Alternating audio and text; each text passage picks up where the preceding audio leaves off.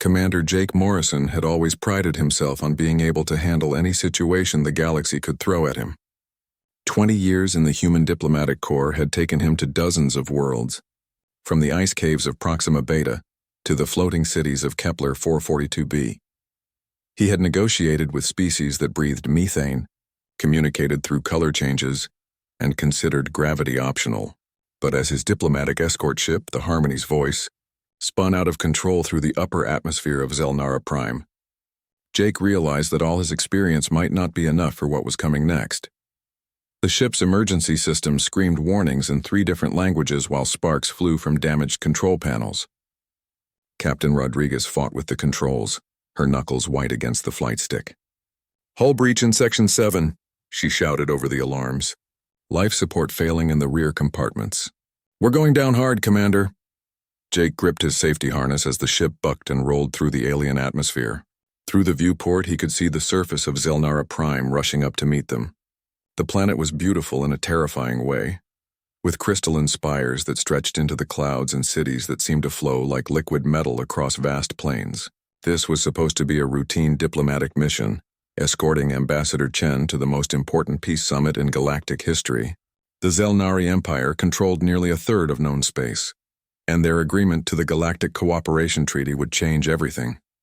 The crash, when it came, was surprisingly gentle. The ship's emergency systems managed to deploy atmospheric cushions at the last second, turning what should have been a fatal impact into something merely catastrophic. Jake woke up hours later with a splitting headache and the taste of recycled air thick in his mouth. Emergency lighting cast strange shadows through the twisted wreckage of what had been his home for the past 3 weeks. "Captain? Ambassador Chen?" His voice echoed through the empty corridors. The silence that answered him was more frightening than any alarm. Jake made his way through the wreckage, calling out names and checking compartments. He found Captain Rodriguez's body pinned under a fallen beam in the cockpit, and Ambassador Chen had not survived the failure of the rear life support systems. Jake was alone on an alien world, with no way to contact Earth and no idea how to complete the mission that had cost so many lives. The ship's computer was damaged, but still functional enough to provide basic information about their location. They had crashed approximately 50 kilometers from the Zelnari capital city of Vexthara, where the peace summit was scheduled to begin in just 2 days. The computer's cultural database was mostly intact, and Jake spent several hours reading about Zelnari customs and protocols. What he learned made his situation even worse than he had thought. The Zelnari were an ancient species that valued precision, hierarchy, and absolute adherence to protocol above all else. Their society was built on complex layers of formality that had evolved over thousands of years. Every word, gesture, and even the timing of conversations had specific meanings. Showing up uninvited to their royal court was considered a grave insult. Showing up without proper credentials or a formal introduction was traditionally punishable by death. Jake was about to do both. With no other choice, Jake salvaged what he could from the wreckage. His formal diplomatic uniform was ruined, but he found a relatively clean maintenance jumpsuit that would have to do. The emergency beacon was damaged, but Jake managed to jury-rig it into a basic translator device. It would not be perfect, but it should allow him to communicate with the Zelnari without causing too many misunderstandings. At least he hoped so. The walk to the capital city took Jake 2 full days. Zelnara Prime's landscape was unlike anything he had ever seen. The ground beneath his feet seemed to shift and flow like slow-moving water, but felt solid enough to walk on. Strange trees with metallic leaves chimed in harmonious patterns as the wind moved through them. The sky was a deep purple color with 3 small suns that cast overlapping shadows in constantly changing patterns. Jake encountered several Zelnari civilians during his journey, but they gave him a wide berth. The Zelnari were tall, elegant beings with 4 arms and skin that seemed to shimmer between silver and deep blue. Their faces were angular and sharp, with 4 golden eyes arranged in a diamond pattern. They moved with a fluid grace that made Jake feel clumsy and primitive by comparison. None of them spoke to him, which Jake hoped was normal behavior, rather than a sign that his presence was causing offense. The capital city of Vexthara was a masterpiece of architecture that defied several laws of physics Jake thought were universal. Buildings flowed into each other like frozen waterfalls, and bridges of what appeared to be solid light connected towers that stretched impossibly high into the atmosphere. The streets themselves seemed alive, gently moving pedestrians along at walking pace. Jake tried to follow the flow toward what looked like the largest building complex, hoping it was the royal palace. Finding the entrance to the palace proved easier than Jake had expected. The problem was that he had no idea how to properly request an audience, and every Zelnari he approached simply glided away from him as if he were invisible. Time was running out.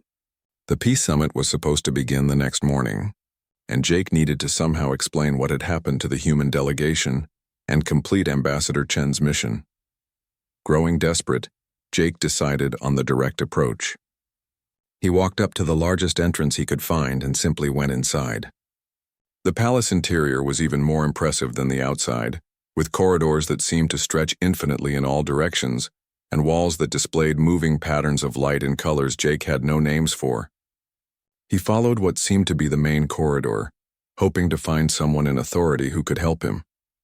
The sound of voices led him to a massive chamber with a ceiling that opened directly to the sky.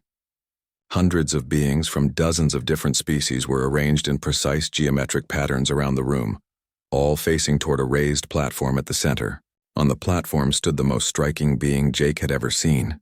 She was clearly Zelnari, but larger and more elegant than the others he had encountered. Her skin shifted through a complex pattern of colors that seemed to have meaning, and when she spoke, her voice carried perfectly to every corner of the vast chamber. Jake realized he had stumbled into some kind of formal ceremony. On the platform with the impressive Zelnari, who was obviously Queen Zixthara herself, stood a delegation of beings that looked like walking crystals. They were presenting some kind of formal document while speaking in high musical tones. Jake's broken translator caught fragments of what seemed to be a proposal for alliance or partnership. The queen listened to the crystal being's presentation with obvious patience, but Jake could somehow sense that she was not impressed. When they finished speaking, she responded in a voice that was polite but final. Jake's translator managed to catch the meaning, if not the exact words. "Your offer is declined. The Zelnari Empire has no need for partnerships based on mutual weakness." The crystal beings seemed to deflate slightly at her words, and they began to file out of the chamber with obvious disappointment. Jake watched the proceedings with fascination, completely forgetting that he was probably not supposed to be there. The queen's presence was commanding in a way that transcended species barriers. Even though she had just rejected what seemed like a reasonable proposal, Jake found himself admiring her confidence and clarity. "You know," Jake said, speaking louder than he had intended in the sudden silence of the great chamber, "if you wanted a partnership based on strength, you'd probably have better luck with someone who could actually challenge you intellectually." Every being in the chamber turned to stare at him. Jake suddenly realized that several hundred alien eyes were focused on him with expressions that ranged from shock to horror. The queen herself was looking directly at him with all four of her golden eyes, and Jake could feel the weight of her attention like a physical force. "I mean," Jake continued, "because stopping now would make things even worse. You and I would probably make a good couple when it comes to negotiations. You've got the authority and the strategic mind, and I've got the outside perspective and the willingness to suggest crazy ideas that might actually work." The silence that followed Jake's words was so complete that he could hear his own heartbeat. The queen continued to stare at him, and Jake began to suspect that he had just made a terrible mistake. Then slowly, Queen Zixthara smiled. It was not a human expression, but Jake recognized it as something positive. "By the ancient laws of Zelnara," the queen said in perfect English, her voice carrying clearly across the silent chamber, "your words constitute a formal proposal of bonding partnership. I find your terms acceptable." She gestured with one of her forearms, and Jake felt something fundamental shift in the air around him. "We do now." Jake opened his mouth to explain that he had been joking, then closed it again as the full implications of what had just happened began to sink in. He had accidentally proposed marriage to an alien queen she had accepted, and judging by the expressions on the faces around him, there was no way to take it back. Jake Morrison stood in the center of the great chamber, surrounded by hundreds of alien beings who were all staring at him with expressions he could not begin to interpret. The weight of Queen Zixthara's declaration hung in the air like a physical presence. According to the ancient laws she had just invoked, Jake was now her official bonding partner and co-ruler of an empire that spanned dozens of star systems. The human who had walked into this chamber as a lost crash survivor was now responsible for the lives and welfare of billions of beings across the galaxy. The Queen gestured with two of her forearms, and the assembled crowd began to disperse in orderly patterns. Jake noticed that while most of the aliens left quietly, several groups lingered near the edges of the chamber, speaking in low voices and casting glances in his direction. Their expressions were not difficult to interpret. They were not happy about what had just happened. "Come," Queen Zixthera said, her voice somehow reaching Jake's ears despite the distance between them. "We must speak privately about what you have committed yourself to." Jake followed the Queen through corridors that seemed to reshape themselves as they walked. The palace was clearly designed by a species that thought very differently about space and architecture than humans did. Walls curved into floors without clear boundaries, and doorways appeared and disappeared based on some logic Jake could not understand. The Queen moved through it all with perfect confidence, never hesitating at intersections or pausing to consider directions.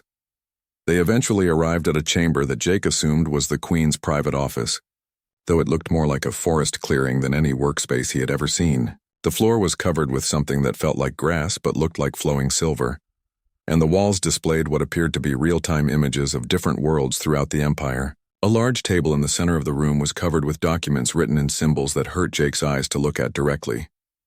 "Sit," the Queen said, gesturing to a chair that formed itself from the floor as Jake approached. "We have much to discuss before the morning ceremony." Jake sat down carefully, still not entirely convinced that the chair would support his weight. "Morning ceremony? Look, Your Majesty, I think there might be some confusion here. I was making a joke. I didn't actually mean to propose anything formal." Queen Zixthera settled into her own chair with fluid grace, arranging her forearms in what Jake was beginning to recognize as a relaxed position. "I understand the concept of humor," she said.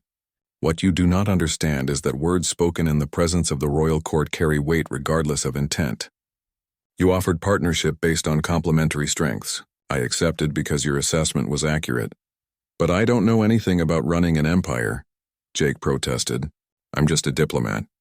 I was supposed to escort our ambassador to the peace summit, but our ship crashed and everyone else died. I don't have any qualifications to be a co-ruler of anything."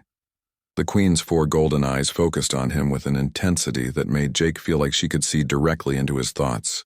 "You walked into my court wearing work clothes and no formal credentials. You observed a diplomatic interaction that had taken months to arrange. Within moments, you identified the fundamental flaw in the proposal and suggested a superior alternative. Then you offered to demonstrate your approach through partnership with me personally." She leaned forward slightly. "Tell me, Jake Morrison, how is this not exactly the kind of leadership thinking my empire requires?"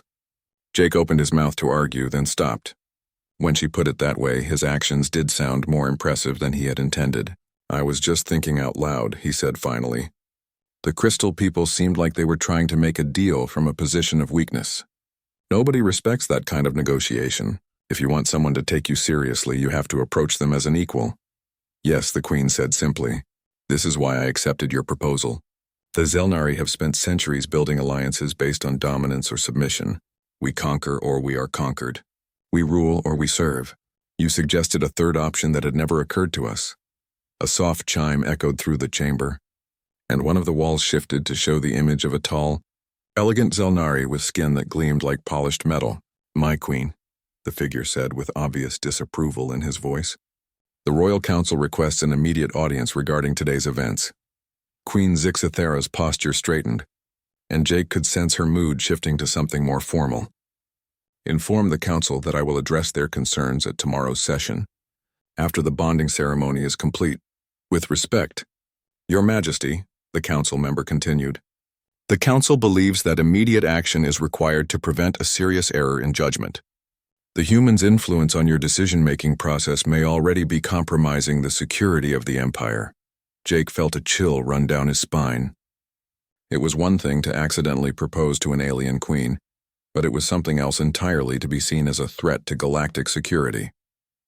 "Maybe they have a point," he said quietly. "This is all happening very fast." The Queen turned to look at him, and Jake saw something in her expression that surprised him. It was not anger or disappointment, but something that looked almost like hurt. "Do you wish to withdraw your proposal?" she asked. Jake thought about it seriously.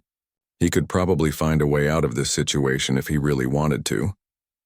The Queen seemed reasonable, and she would probably understand if he explained that the whole thing had been a misunderstanding. He could go back to being a lost human on an alien world, waiting for rescue and hoping that someone else could complete the mission that had cost so many lives. But then he thought about what he had observed in the Great Chamber. The Queen had rejected the crystal being's proposal not because it was unreasonable, but because it was based on weakness. Every alien species he had encountered seemed to approach diplomacy from the assumption that someone had to be in charge, and someone had to follow orders. What if there really was a better way? No, Jake said finally. I don't want to withdraw anything, but I think we need to talk about what we're actually trying to accomplish here. The Queen dismissed the council member with a gesture, and the wall returned to showing distant stars. Speak freely, she said. The Galactic Cooperation Treaty, Jake began. It's supposed to create a framework for peaceful interaction between all the major species. But if everyone approaches it from the perspective of dominance and submission, it's just going to become another way for the strong to control the weak. That's not cooperation, that's just conquest with extra paperwork. Queen Zixthera listened intently as Jake continued. What if we could show them something different? What if the Zelnara Empire became the first major power to approach galactic politics from a position of genuine partnership, not ruling over other species and not serving them, but working with them as equals? An interesting concept, the Queen said slowly. But the Royal Council will never accept such radical changes to our traditional approach. They see any deviation from established protocol as a sign of weakness. Jake grinned, and he realized it was the first time he had smiled since the crash. Then we'll have to prove them wrong. Look, I may not know much about running an empire, but I do know something about bringing different groups together. That's what diplomacy is all about. If we can make this partnership work between a human and a Zelnari, maybe we can show everyone else that it's possible on a larger scale.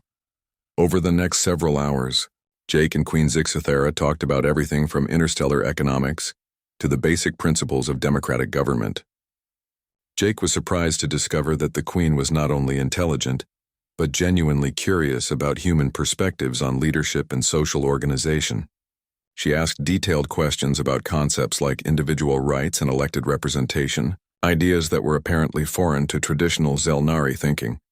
Your species chooses its leaders based on popular approval rather than hereditary succession? She asked at one point. Most of the time, Jake said. It doesn't always work perfectly, but the idea is that leaders should serve the people, not the other way around. And this creates stability rather than chaos? Jake laughed. Sometimes it creates chaos too, but it also means that when people disagree with their leaders, they can work to change things through peaceful means instead of revolution. As the night progressed, Jake began to understand why the Queen had accepted his accidental proposal. The Zelnari Empire was facing problems that traditional approaches could not solve. Several systems were experiencing food shortages due to overpopulation. Border conflicts with neighboring species were draining resources that could be used for development. Most importantly, the rigid social hierarchy that had served the Zelnari for centuries was beginning to break down as younger generations questioned the old ways. Change is coming, whether we guide it or not, Queen Zixthera said, as the first light of dawn began to filter through the chamber's ceiling. The question is whether we will shape that change or be destroyed by it. Jake nodded, feeling the weight of responsibility settling on his shoulders. Then we'd better make sure we get it right. The bonding ceremony took place at dawn in the great chamber where Jake had first met Queen Zixthera. Hundreds of beings from across the Zelnari Empire had gathered to witness the unprecedented union between their queen and a human. Jake stood beside Zixthera on the central platform, wearing formal robes that had been quickly modified to fit his human proportions. The fabric felt strange against his skin, seeming to shift and flow like liquid while maintaining the structure of clothing. The ceremony itself was unlike anything Jake had ever experienced. Ancient words in the old Zelnari language echoed through the chamber, while patterns of light danced across the walls in response to the Queen's voice. Jake felt something fundamental change in the air around him as the ritual progressed, as if the very atoms were being rearranged to accommodate his new status. When it was over, he could sense the presence of every Zelnari in the chamber in a way that had nothing to do with his normal five senses. "It is done," Queen Zixthara announced to the assembled crowd. "Jake Morrison of Earth is now bonded to the Zelnari Empire and shares all rights and responsibilities of rulership." The crowd's response was mixed. Some beings showed obvious approval through gestures and color changes that Jake was beginning to understand. Others remained silent in a way that suggested disapproval or uncertainty. Jake noticed that the members of the Royal Council, identifiable by their elaborate ceremonial armor, showed no reaction at all. Their faces were carefully neutral, but Jake could sense their hostility like a physical weight. After the ceremony, Jake and Zixthara were escorted to a smaller chamber where the Royal Council waited. 12 of the most senior Zelnari in the Empire sat in a perfect circle, their forearms arranged in formal positions that Jake recognized as signs of judgment. The chamber itself seemed designed to intimidate, with walls that stretched up into darkness and a single shaft of light illuminating the center, where Jake and the Queen were expected to stand. High Counselor Vexithane, the same official who had questioned the Queen the night before, rose from his seat with fluid grace. "Your Majesty," he said, his voice carrying the kind of respect that barely concealed contempt, "the Council acknowledges the completion of the bonding ritual. However, we must now address the question of whether this human possesses the qualifications necessary to share in the rule of our empire." Jake felt Zixthara tense beside him, but her voice remained calm and authoritative. "Jake Morrison has already demonstrated his strategic thinking and his understanding of diplomatic principles. What further qualifications does the Council require? Understanding and action are different things," Vexithane replied. "We propose a practical test.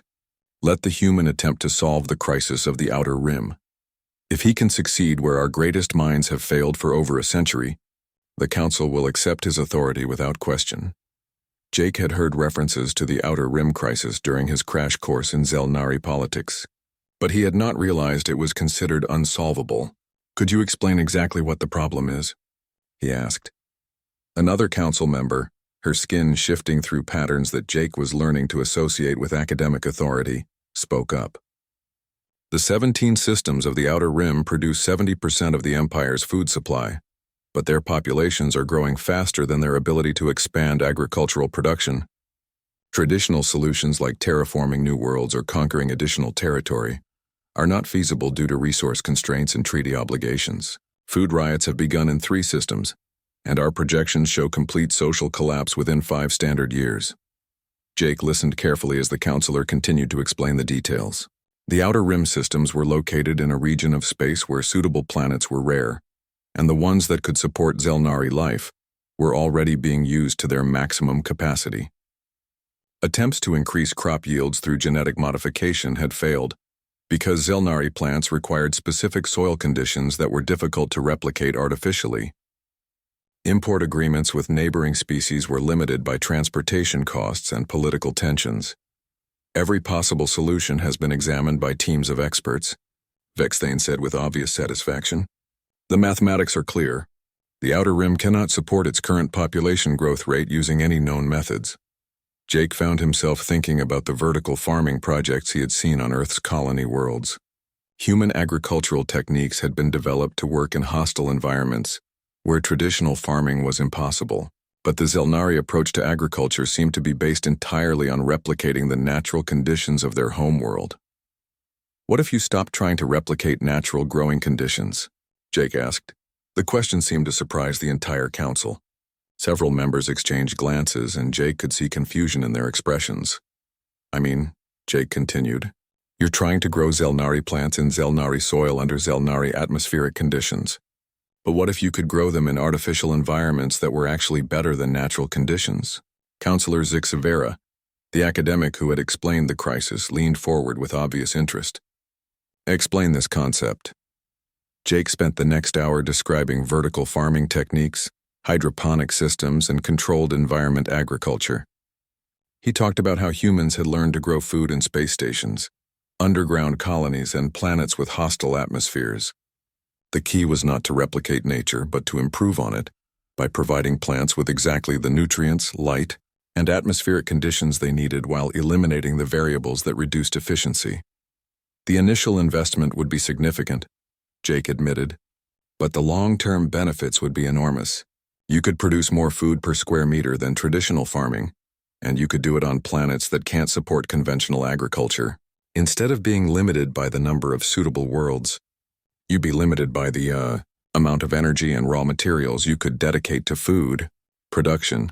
The council members began discussing the proposal among themselves in rapid Zelnari that Jake's translator could barely follow.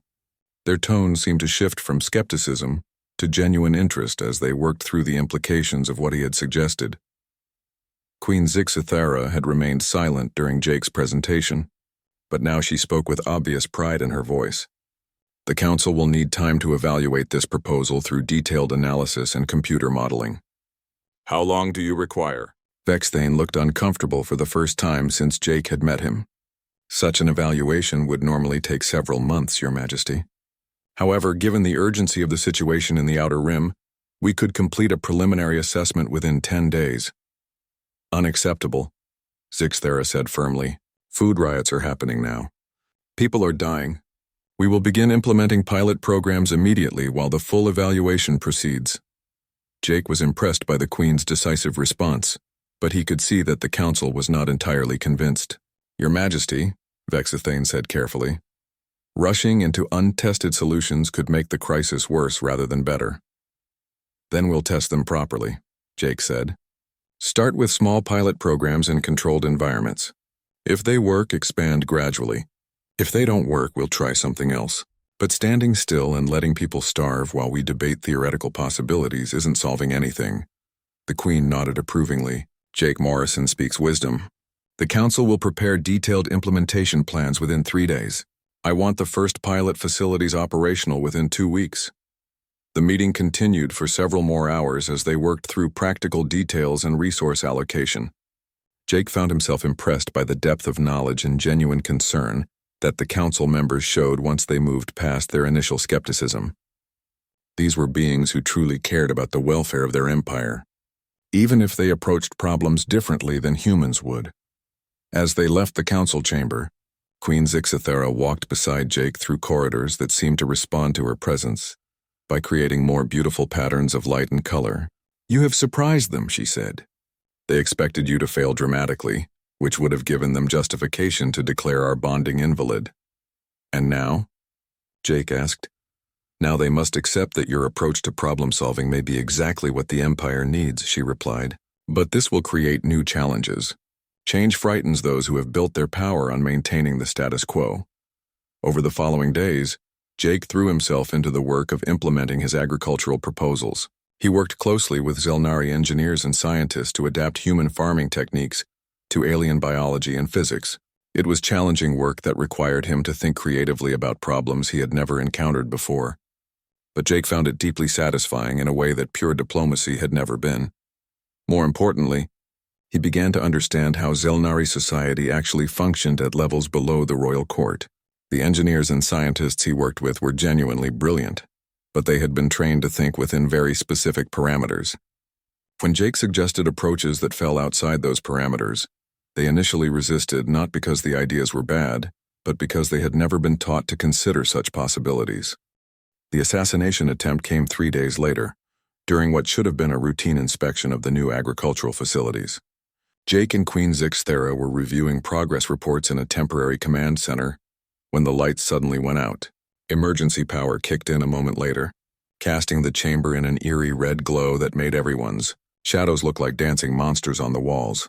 Security breach in Section 7 through 12, announced the facility's computer system in a calm voice that contrasted sharply with the alarm sirens that began wailing throughout the complex. All personnel report to designated safe areas immediately. Jake felt Zixithara's hand close around his arm with surprising strength.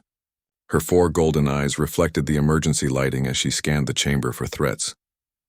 Stay close to me, she said in a voice that carried absolute authority. The royal guards will create a protective perimeter, but we must reach the shuttle bay. The next few minutes passed in a blur of running through corridors filled with panicking workers and the sound of weapons fire echoing from somewhere deeper in the complex.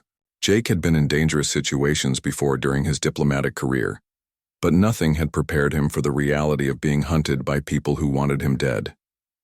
Every shadow could hide an assassin, and every corner could lead to an ambush. They were halfway to the shuttle bay when the attack began in earnest. Armed figures in dark clothing emerged from service tunnels and began firing energy weapons at Jake and his escorts. The Royal Guards responded immediately, forming a protective circle around Jake and Zelnara, while returning fire with military precision. "They are not trying to capture us," Zelnara observed with disturbing calm as they took cover behind an overturned transport vehicle. "They intend to kill us both." Jake watched the battle raging around them and realized something that chilled him to the bone. "These aren't just traditionalists trying to restore the old ways," he said. "They're trying to prevent any change at all. If they kill both of us, the Empire will be thrown into chaos and any reforms we've started will be abandoned." The Queen's expression darkened as she understood the implications. A complete restoration of the old order, enforced through fear and violence. She activated a communication device built into her ceremonial armor. "This is Queen Zelnara to all loyal forces. The Empire is under attack by traitors who seek to destroy the progress we have achieved.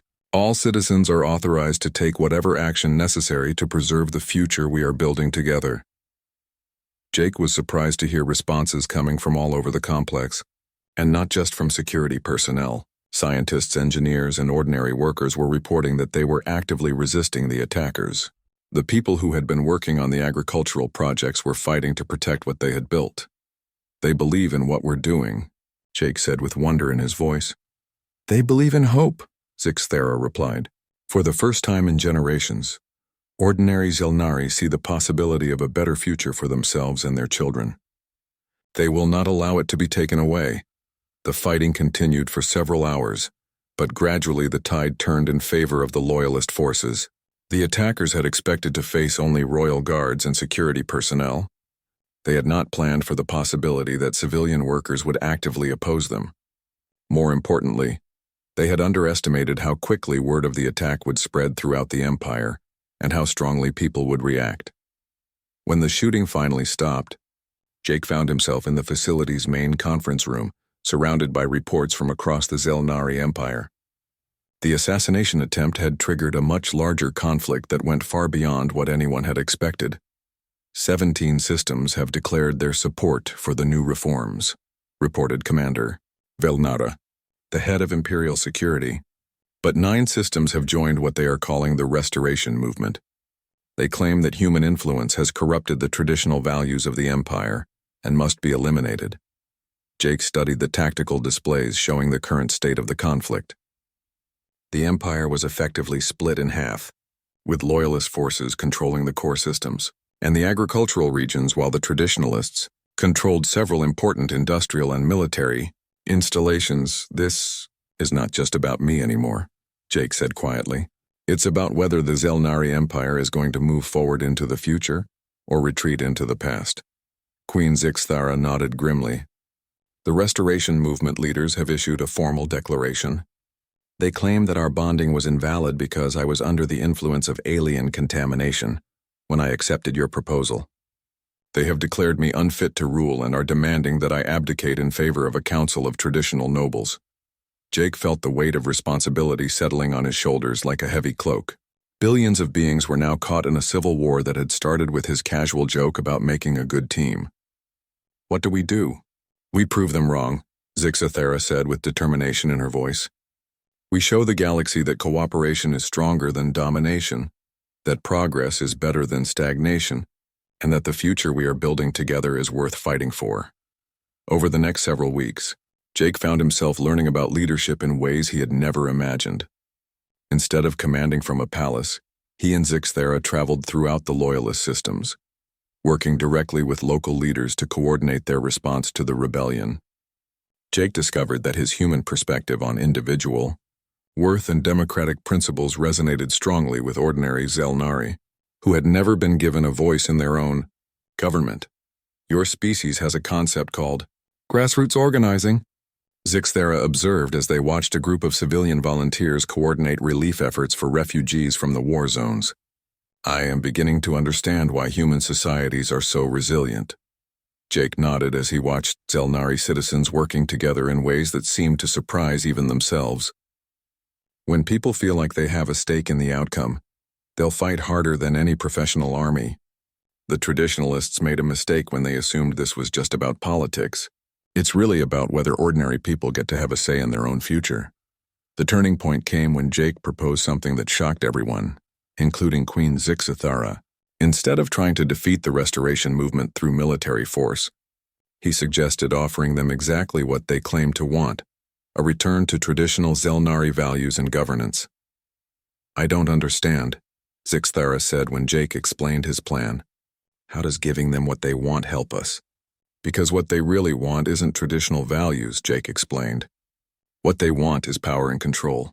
If we offer them a choice between their principles and their ambitions, they'll reveal their true motivations to everyone." Jake's plan was elegantly simple. He and Zixithara would formally offer to dissolve their bonding and return the empire to traditional governance, but only if the restoration movement leaders agreed to submit to the judgment of the people they claimed to represent. Every citizen in every system would be allowed to vote on whether they preferred the old ways or the new reforms.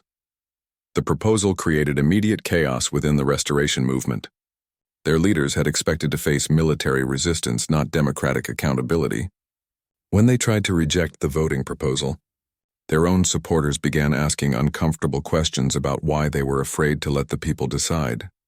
"You have forced them to choose between democracy and dictatorship," Zixithara said with obvious admiration, as reports came in showing divisions within the rebel forces. "They cannot claim to represent traditional values while rejecting the most fundamental principle of legitimate governance, the consent of the governed." The galaxy-wide referendum took place 6 months after Jake's original accidental proposal. When the votes were counted, the results were decisive. 73% of Zelnari citizens supported continuing the reforms and maintaining the partnership between their queen and the human co-ruler. But the victory came with unexpected consequences. Representatives from dozens of other species began arriving at the Zelnari capital, all wanting to learn about the new model of government that had emerged from the crisis. The Galactic Cooperation Treaty, which had seemed impossible when Jake first arrived, suddenly became the foundation for something much larger. "We have accidentally created a revolution," Zixithara said, as they reviewed requests for diplomatic meetings from species across the galaxy. Jake smiled, remembering how this had all started with a simple comment about making a good team. "Maybe that's what the galaxy needed," he said. "Someone to prove that different species can work together as equals instead of trying to dominate each other." Standing together in the great chamber where they had first met, Jake and Zixithara looked out at a future that neither of them had imagined possible. The human who had crashed on an alien world as a lost diplomat had become the catalyst for changes that would reshape galactic civilization. The joke that had started it all had become something much more serious. A new way for the galaxy's diverse species to build a future together. 2 years after Jake Morrison had walked into the Zelnari royal court and accidentally changed the course of galactic history, he stood once again in the great chamber where it had all begun. But now the chamber looked very different. Instead of rigid formal arrangements that emphasized hierarchy and distance, the space had been redesigned to encourage interaction and cooperation. Representatives from over 50 different species sat in circles that encouraged conversation, rather than confrontation. Jake wore the formal robes of his office, but they had been modified to include elements from both human and Zelnari traditions. The fabric still shifted and flowed like liquid, but it was now decorated with patterns that told the story of cooperation between different worlds. Queen Zixithara sat beside him, her own ceremonial dress incorporating symbols from dozens of species that had joined what was now being called the Galactic Cooperative Alliance. "The final vote is complete," announced Ambassador Chen Wei, the same diplomat Jake had been escorting when their ship crashed.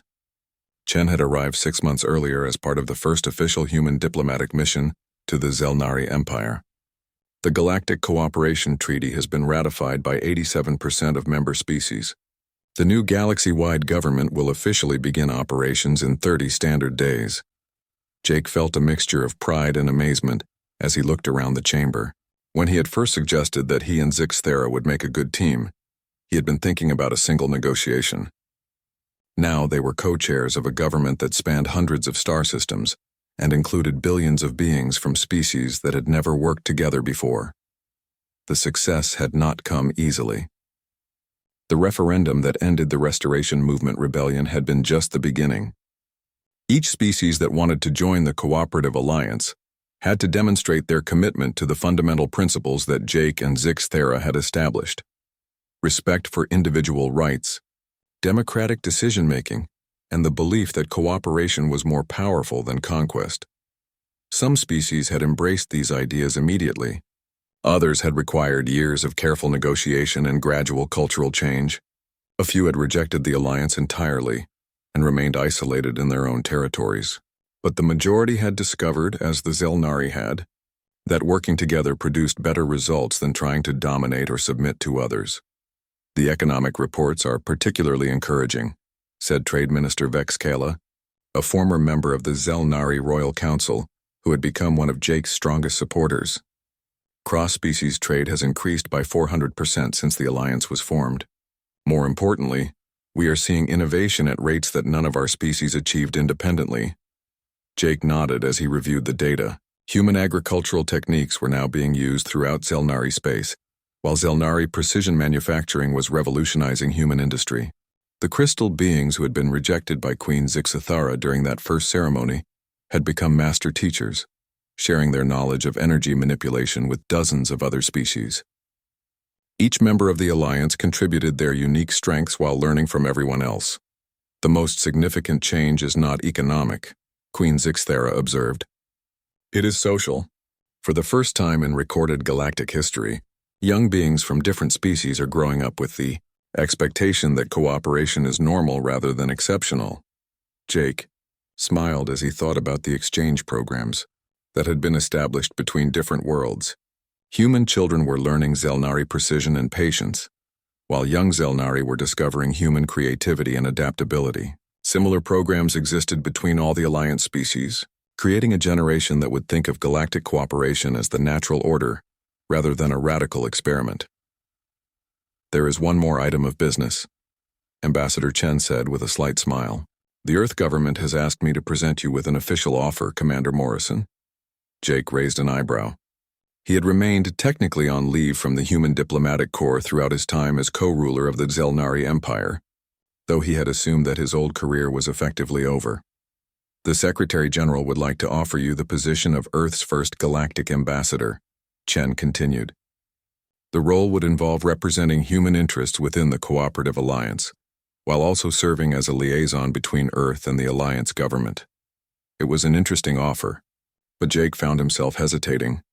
Over the past 2 years, he had discovered that he genuinely enjoyed the work of governing and building institutions that could last for generations. More importantly, he had come to think of the Zelnari Empire as his home in a way that went far beyond his official duties. I am honored by the offer, Jake said carefully, but I think my work here is not finished yet. Queen Zixthera turned to look at him with an expression that Jake had learned to recognize as deep curiosity. What work do you believe remains? Jake gestured toward the displays showing the current state of galactic civilization.